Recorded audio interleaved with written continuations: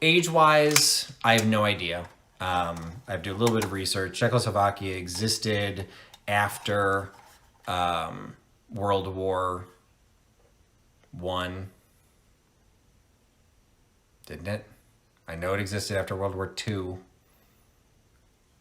Uh-oh, my history's failing me. So I'm gonna have to look that one up. But it doesn't really matter. I bought it because I just thought I liked the way it looked. Well, if you got a dollar, well, just lousy down. You know that I got rhythm that could suit your budget fine. Hi, this is Patrick with Trusty Huckster Mercantile. Welcome to my channel. If this is your first time here, welcome to you too. Trusty Huckster Mercantile is a online reseller with a presence on both Etsy and eBay. And my eBay presence is actually growing, still small, but it's growing. But more of a presence on YouTube, doing live sales here on my YouTube channel on Thursday nights at 8 p.m. Eastern. I'm going to do a short video, hopefully short. If you've seen my videos before, I tend not to be brief, but I'm going to just cover a little bit of a haul video or a haul that I got from a trip to Wisconsin. Reselling is a side hustle for me. I actually have a day job, which does include, now that things are opening up a little bit, that does involve travel. I was traveling in Wisconsin and I visited School Days Antiques in Sturtevant, Wisconsin. I promised myself I would start traveling with my audio equipment so I could actually do some shop with me videos. I lied to myself and, well, I just forgot to take it with me because I had not anticipated having free time on this particular trip, but I did. So I found this store. I'd never been there before. Google Maps is a wonderful thing. We could just search for vintage, search for antiques, and it'll tell you what is in the area. And this place was massive. I did not do it justice. It is an old schoolhouse. I didn't really get any information on the building itself, but there are multiple levels. There's, they use the old gym as some stores. Some of the classrooms have their own, a full store or divided up by booths. It's a traditional antique mall where there's multiple vendors and it's all antiques. So there's no reproductions, there's no crafts, there's no maker stuff. It's all antiques, which is really, that's what I am attracted to. So I really did have a great time at this location and I highly recommend it. I don't know if you can consider us a suburb of Racine, since Racine is also kind of a suburb of Milwaukee, but you're basically southeast Wisconsin, a little bit north of the Illinois-Wisconsin border, closer to Lake Michigan. So Sturtevant, Wisconsin, School Days Antiques. So I got a handful of items, some that I will be reselling either on Etsy/eBay or in my live sales, and some actually are for my personal collection. First couple things, I saw this. It is a catalog. So as a trusty huckster, I love sales catalogs. This one happens to be a sales catalog for camera radio. So camera radio, kind of all is one word. You can see it there at the bottom. Camera radio company in Pittsburgh, Pennsylvania. So it's the wholesale catalog. So this would have been business to business. They would have been selling to other other resellers of their items. And just check out some of the stuff they're selling. So inside the front cover, you got this beautiful radio in the cabinet. So what the catalog covers is, in addition to selling the radio and cabinets, it also gets into selling specialty equipment and some parts. So just kind of zipping through here, we got a diagonometer. I don't even know what that is. Read-write instruments. We've got power Amertran power supply units. There is a section which I found interesting because I was trying to date this, and most catalogs would have a date because they would just reference, at least the era, the region or the era of time that the catalog was valid. I cannot find a year anywhere in this, but kind of reverse engineering it, there is a reference to television, but they're not selling TVs. They're selling, some individual components, including the television lamp, but they're not selling the full cabinets. And if you look into the cameras that they're still selling the cameras with the bellows, but they do have the genuine Eastman box brownie camera as well. So I'm leaning toward 30s, but the reference to the television, it throws me a little bit because I don't think there was television in the 30s. So I think that pushes it probably into the 40s. because I do not know what an ICA television kit is or who the target market would be for this. So regardless, it's kind of, I just think it's a cool snapshot in time. I will probably end up listing this on Etsy. I might throw it into a live sale, but as with anything I'm going to be showing here, if you like what you're seeing and you would like it for yourself, send me a message and we can probably work out a deal before I ever list it. The other piece of ephemera I got, I always like to get duplicates or multiples when I can from my live sale because there's competition. I don't do auctions, so it's first come, first serve. And people, you know, sometimes they get really caught up that they want to make sure that they get something. So sometimes when I can find 2 of something, I will grab 2 because then the first 2 people that want it would actually have access. And so this was kind of cool. It's a Dr. Bloomer's high grade flavoring extracts, artificial almond, 50% alcohol. What's nice is it folds flat, so it's be easy to ship, but it is, as hopefully you can imagine, if you open it back up, it is the box that this almond extract would have been located in or sold in. So this is another one that did not have a date on it. It references that the company was founded in 1886. I would say based on the colors, based on the font, this to me looks maybe 20s or 30s. So I don't 100% know, and I have not done the research on is it Dr. Bloomer's or Bloomin's? Part of the Lincoln Chemical Works. Made upon honor, sold on merit. I actually don't see it anywhere other than that weird font. So I'm going to say it's Bloomer's. But it's cool. Again, pretty lightweight. Just kind of a cool item for adding to vignettes. Just adding that sort of, you know, for those kitchen displays, kitchen vignettes, tiered trays, whatever you're doing. It's just a nice tall piece that you can pop into its 3-dimensional shape again, put a little weight to it, and it'll be in the backdrop. You know, it'll be a nice little background for whatever you're adding to your collection. So a couple pieces of ephemera that I thought was fun to pick up, and almost as importantly, easy to ship. One of the items I picked up is not going to be easy to ship, but I picked it up anyway because I'd never seen anything like it, and I thought it was pretty cool. I grew up pretty much using TV trays, but I didn't have these types of metal tray. Well, this type of metal tray, yes, I did have, but I did not have this specific one. First, it has the drama and comedy mask, so I love anything that has a reference to theater. Check out what's surrounding the mask. All of these old television shows. Isn't this fun? It's decorated, you know, with a great design, you know, with the line and the colorful dots. There's the multiple colors for the television shows. And for those of a certain age who can't read script, you've got shows like What's My Line, which, you know, was actually original. There was the later versions, not that one. Who Said That, which actually I've never even heard that show. So this definitely predates me. Studio One, Mr. Peepers, again, predating me. TV Playhouse, Playhouse of Stars, Comedy Hour, Dragnet, Names the Same, Life with Father. But my favorite, I Love Lucy. So you get an idea of what era this is. Probably 50s. Maybe going into the 60s. I'd have to look at some of these individual shows. It's not heavy. It's just big. So it is, you know, it's just an aluminum, you know, TV tray. It doesn't have the stand or anything on it. So it's not one of those, you know, it's not going to be huge. I just would need to find a box big enough that this could slide into. But I thought that this was something that definitely could find a good home. And I was super happy to find it at Schoolhouse Antiques at Sturtevant, Wisconsin. Staying in the category of being hard to ship, but totally worth it, a piece of Haeger. I come across Haeger fairly readily because I live not too far from where Haeger was originally manufactured here in Illinois. So this one's going a little bit farther afield that I found interesting. I find this one in Wisconsin.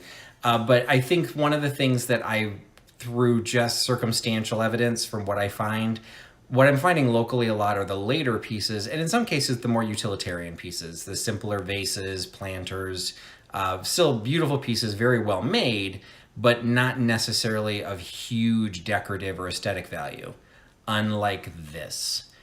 This is from what I was able to reference, because I had not seen this before, this is the pigeon vase. And so obviously it's a gigantic bird, but just check the chest out on this bird, and it is a pigeon. And so it is a vase, and it is gorgeous. It's the mauve agate glaze. So it's got kind of a bluish gray with the pink. It is marked as Royal Haeger, and also it actually says by Royal Hickman, which I don't come across that very often. Royal Haeger gets its name from Royal Hickman, but I typically don't see the Royal Hickman on there. Made in USA, because it was made in Illinois. So that was not a surprise. But this was just a gorgeous piece that I absolutely had to pick up because I could get it at a decent price. I mean, I would definitely say in the big scheme of things, I paid up for this, but it's just something that doesn't come up very often. I really didn't find a lot of examples of this even being sold online. It's going to be a pain to ship, but not expensive. It's not particularly heavy, and size-wise, it's maybe just a little bit larger than a standard priority mail box.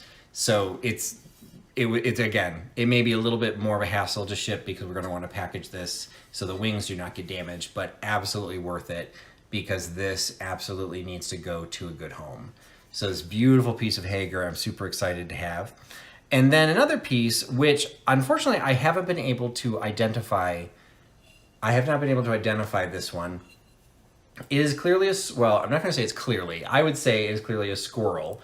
Although when I first saw it, I thought this was some sort of like a ram's head or sort of like the ram's horn, not understanding that it was wrapping around the body of a smaller animal. So I believe that this is a squirrel. Now this one is not marked at all. So I did do some digging. I thought maybe, because I got it in the same place that I got the bigger one, and I thought maybe it was a Haeger piece, but I couldn't find any references that said this is Haeger. And I don't know who made it, but it's fantastic. It's a great small size. So it's gonna be super easy to ship. It's very lightweight, but it's exceptionally well detailed in the sense that it's all a black glaze, but just all the ridging that's been done on the tail. It's got a very deco look to it. Again, kind of a 30s or 40s look. Just an era that I really like. And he's a cutie. You know, it's a squirrel, and everyone loves squirrels. So we got this beautiful little squirrel. I'm not sure who it is. I'm going to do a little bit more researching. Google Lens did not help me. I was not able. I think he's just too black. I couldn't really get a good enough shot of it to let Google Lens really do its job. So if anyone recognizes this one, I would absolutely love some references or at least some ideas of who else to look for this, because I do think he's a cutie and I do want to make sure he goes to a good home. So picked up the squirrel as well. And then the last item was, if I'm being honest, was a mistake, but I'm not going to regret the mistake. It just was a simple case where there was a series of these little dishes. So it's a little poker, the cards, it's got all the aces from the different suits of cards. And on this one happens to be a bunny. However, when I found this was one of the booths at the School Days Antique, they actually had several of these. They were all wrapped in plastic, which I guess protected them a little bit because it's in great condition. But not all of them were in great condition. And when I was first attracted to them, there were these that had dogs on them. And if you've been following my channel, you know that I do an annual fundraiser for the Just One More Dachshund Rescue, jomdr.org, and that's coming up in November. So I'm always looking for little pieces that I can include as part of the fundraiser, which I will sell through YouTube and through eBay. When I saw these, I'm like, oh, those are so cute. That would be a super inexpensive thing for somebody to pick up as part of the fundraiser. Oh, I need to get one. Well, I just started going through them, and there were many. And when I started going through them, the first few that I found did have a chip off of an ear or, some sort of a damage or crack. And I came across this one, like, oh, look, it's in great condition. I'll buy this one. Well, I kind of missed that it was a bunny rabbit. So we moved away from the dog territory, and we're now at the bunny rabbit territory. But regardless, I think he's a cutie. I'll just end up selling him probably in a live sale. He won't necessarily be part of the fundraiser. Dogs might chase rabbits, but that's kind of not the point of the Doxy fundraiser. So he's a cute one. It is made in Japan. It's it's no big surprise. These are fairly common.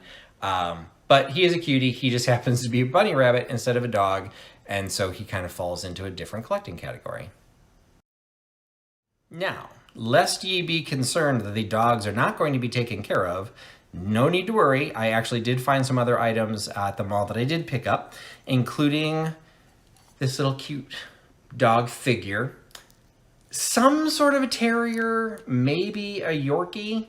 Not sure with that face and those ears. I'm not 100% sure what these dogs are. So, but I thought it was inexpensive. He's not marked, probably again, kind of a made in Japan type piece. Great condition, no chips or cracks up at the ears, so it's a really nice piece.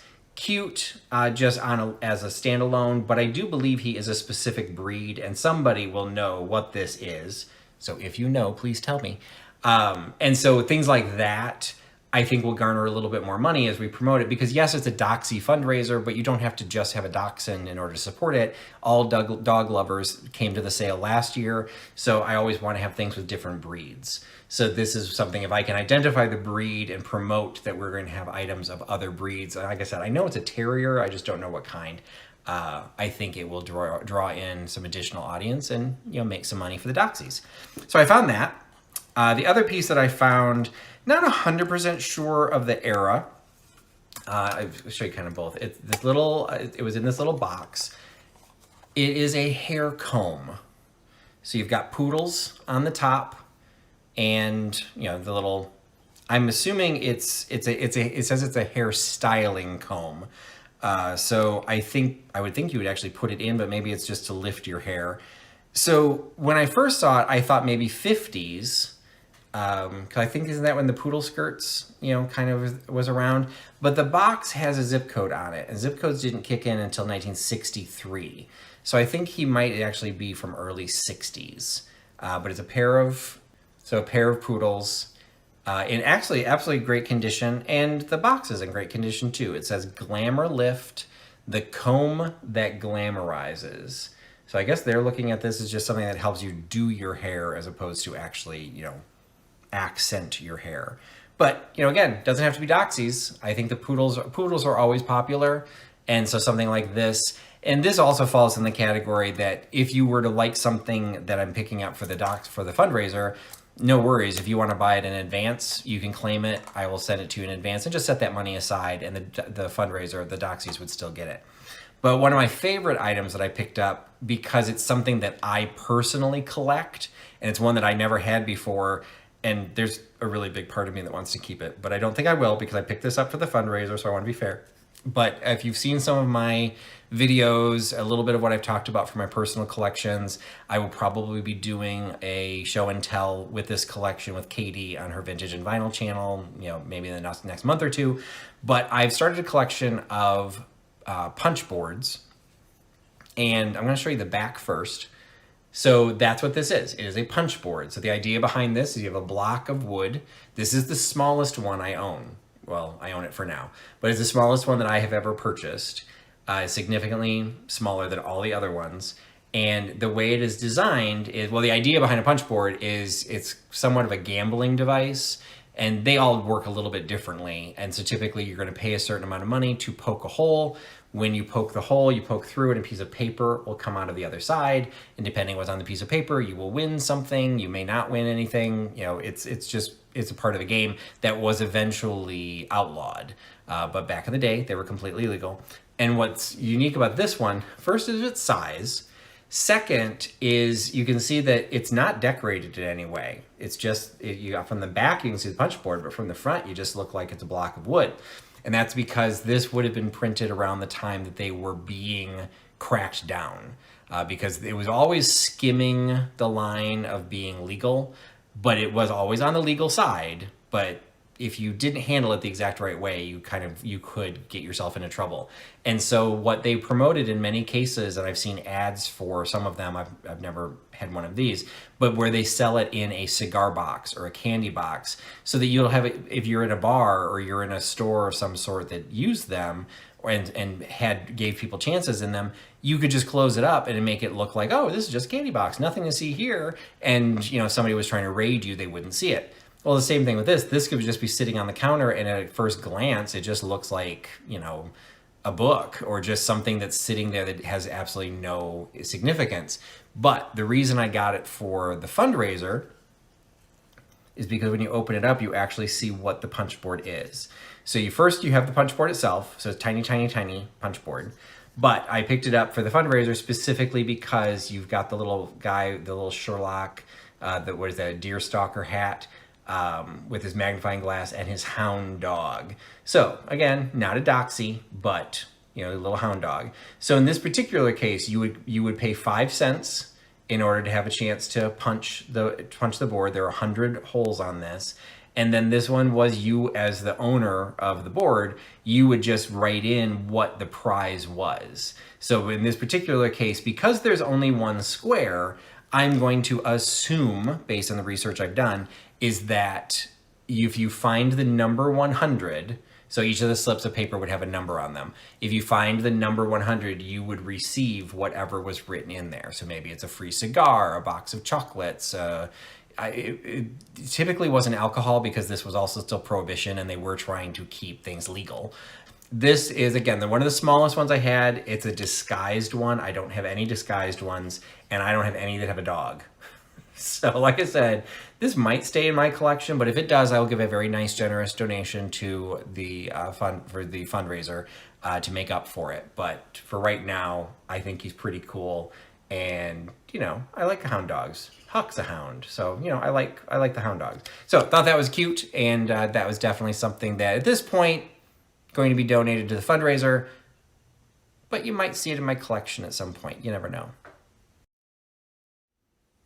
While the punch board may or may not be in my personal collection, the last couple items that I got will definitely stay in my collection because I bought them for me.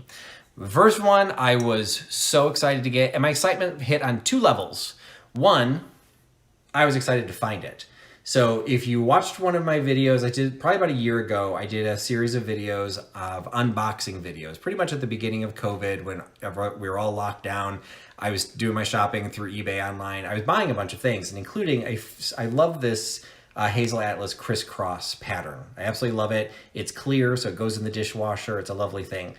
I ordered a full set of the mixing bowls, and when I received it, and I showed this on the video because I opened the box live, when I opened that box, one of the bowls was broken. So out of the 4 bowls of the set, I only had 3. So I'd always knew I was on the lookout for that 3rd piece. But in my own foolishness, I never wrote down the size of the piece that I was missing. So when I found this one, I'm like, yeah, I think that looks right. I really didn't know. So I bought it, paid absolutely full price for it. And I was happy to do so because I just don't come across them. And brought it home, pulled out the 3 bowls that I had left, and this fit right into the missing one. I bought the right size. I was so excited. Another item, I did a video, I think I did a little video of just kind of showing parts of my collection, but then I also did a show and tell video with Katie on the Vintage and Vinyl channel showing my globe collection, but I did only show pieces of it because I misunderstood how Katie wanted her guests to handle that show. So I think I only showed like 4 or 5 pieces, but I do have a globe collection, and it sits on one shelf. I'm a big believer that your collection fits a specific space, and then once you fill that space, you do not expand the space. You improve by quality instead of quantity. Well, I just upped my quality level. So I do not know the history of this. I do not know who made this. I know nothing about this, but I fell in love with this because it is a metal patinaed to look like bronze. I do not know if it is bronze. It does have some decent weight to it, but it is an eagle sitting on a globe with its wings outstretched. This is going to look fantastic on that shelf. So I was very happy to pick this up. He happened to be half price, so I was even happier picking him up at a half price. And I think he's going to look fantastic in my collection. And then the last one, I'd been playing around with, to go with my punchboard collection. Eventually my punchboard collection is going to be displayed. I know how it's going to be displayed. I know where it is going to be displayed, but I have not been able to do the display. And as part of it, I'm trying to figure out how to break it up a little bit so it's not all just the punch boards. And so one of the things that I'd kind of been playing around with maybe was doing something with banks, metal banks, mechanical banks, tin banks, whatever. I really didn't know what I wanted. So I just was kind of on the lookout for them. And I just never found anything that really excited me until I went to Sturtevant, Wisconsin. And I found this. It is not in the best shape. It does not have a key, so it no longer locks, but it's a little money box that has a folk painted design on it that says right on the bottom that is made in Czechoslovakia. So age-wise, I have no idea. I have to do a little bit of research. Czechoslovakia existed after World War I, didn't it? I know it existed after World War II. Uh-oh, my history's failing me. So I'm gonna have to look that one up. But it doesn't really matter. I bought it because I just thought I liked the way it looked. So unfortunately, I didn't grab any of my punch boards. They're not near me. But if you picture a much bigger one than this, kind of in the background, I just think this kind of color, it's a little bit more muted, but it still is multicolored. I think it's just gonna look good breaking up the lines that are created by the predominantly square and rectangular board. So it's actually still rectangular, so maybe that's not ideal. I just like the looks of it. So it wasn't expensive. I don't even know if this is a thing.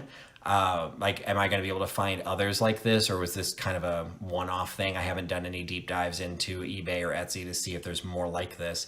But I do love the idea of an old-fashioned money box. I love the fact that it's painted as opposed to just most of them are just black, maybe with a gold band. And this one is very small. And so I just like the idea of having maybe multiples of these, kind of spread across. It's probably going to be 3 or 4 shelves that I'm using to display it, and having these sitting there, and then maybe actually use them because I need to put my loose change somewhere. Got the slot, I put the change right there. So I'm definitely going to stick with the idea of metal banks. Maybe not this specific of style, but I'm super happy that this is the first one that I'm putting into my collection. So that's it. That's my haul. As expected, nothing short when you deal with me. I'm always going to fill whatever time I'm given. So maybe a little bit longer video than I intended, but hopefully you found it a little bit interesting, and I covered quite a range of the types of materials that I brought in. Again, a lot of them will be, except for the last couple or last 3, all of them will be available for sale at some point in the future. I am not as organized as Scott at the Old Curiosity Shop that I'd love to say, oh, by the time you watch this video, these will all be listed. Yeah, that ain't gonna happen. So, if you're interested, take advantage of my procrastination, and most likely I haven't even taken pictures of it yet. And if you catch me before I do all the work to load it, you'll probably get a good price. So keep that in mind when you watch. And that probably goes for most of the resellers that do these types of videos. We want to sell it, and really I don't care who I sell it to or when. So if you're interested, drop me a line. But if you're still watching the video at this point and you are not a subscriber, first, I will thank you for your dedication. Second, I will ask you to consider subscribing. It does make a difference. My numbers are what's tracked, and YouTube uses those to make sure that my content is worthy to be shown to other people, maybe similar to yourself, who might like the same type of content. So doing a thumbs up, sharing it, putting a comment, being a subscriber, it literally does make a difference, even though you don't think it does. So I appreciate if you would take that extra step. But even if you don't, I still appreciate being here. I appreciate you giving me your time, and appreciate you putting your trust in Trusty Huckster. I'll talk to you again soon. Bye-bye. Well, show me a sign if you're wishing me to stay. Otherwise, I say goodbye, finish out the day. And that sunrise in the morning and you got nothing to say. Oh, that's when I'll be headed on my